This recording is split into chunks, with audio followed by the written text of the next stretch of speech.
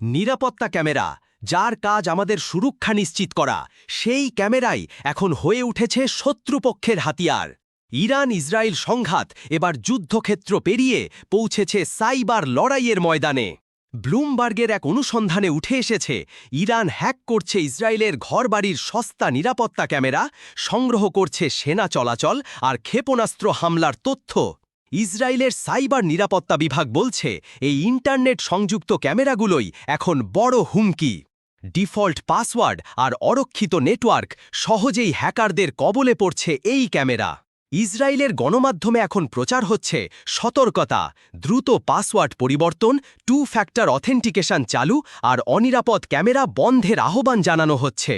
কিন্তু লড়াই একমুখী নয়। ইসরায়েলি হ্যাকাররা দাবি করেছে, তারা ইরানের সবচেয়ে বড় ক্রিপ্টো এক্সচেঞ্জ নবিটেক্স থেকে $90 মিলিয়ন চুরি করেছে। নাটকীয় হুঁশিয়ারি। যুদ্ধের ময়দানে যেখানে সৈন্যদের পা পৌঁছায় না, সেখানে পৌঁছে যাচ্ছে হ্যাকারদের কোড।